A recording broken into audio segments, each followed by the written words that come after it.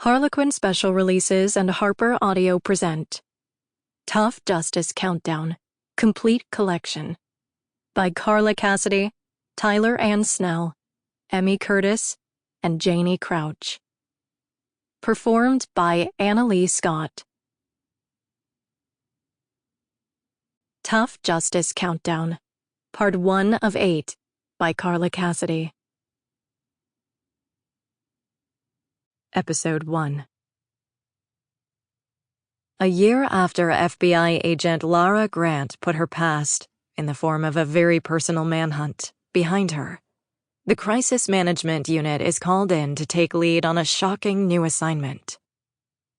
A serial bomber is targeting some of the most powerful people in the city, threatening to expose their deepest secrets.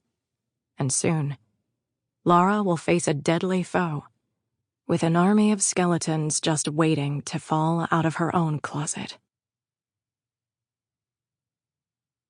Prologue. Damn it. He'd been so careful. And now this.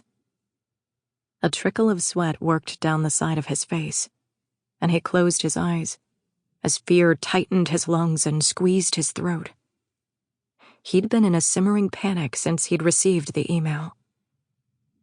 He opened his eyes and reread the damned thing. 12:01 a.m. From Your Worst Nightmare at nowhere.net. I know what you did with all that money. I'll keep your secret, but it will cost the lives of innocent people. Or confess to the press, and nobody gets hurt. The choice is yours. You have until noon tomorrow. The lives of innocent people?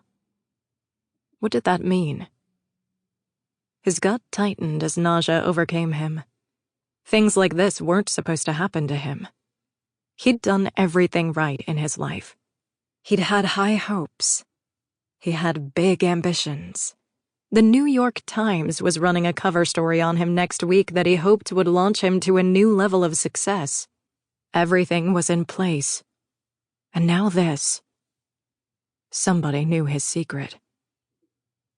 He twisted his gold wedding band around and around his finger as he stared at the grandfather clock across the room.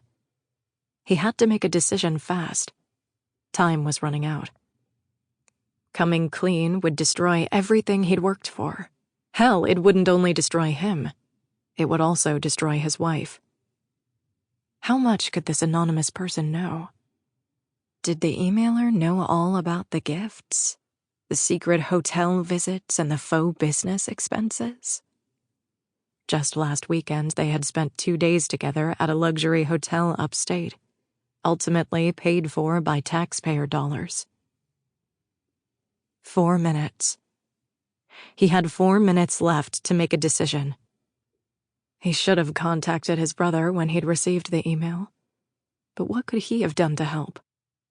What could anyone do? 3 minutes. A rivulet of sweat rolled down the center of his back while his fingers poised over his computer keyboard.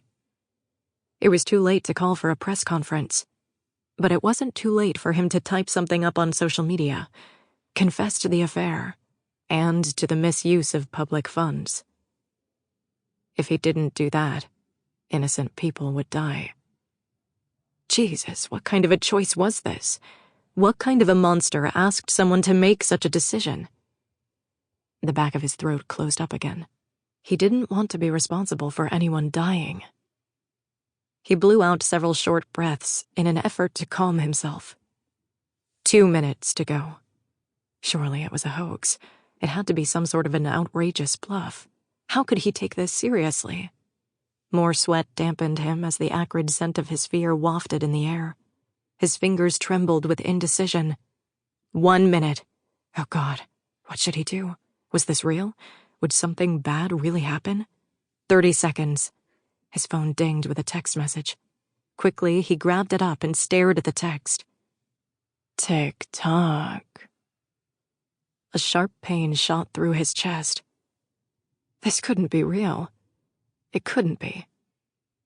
Could it? The grandfather clock ticked off the seconds. Sample complete. Ready to continue?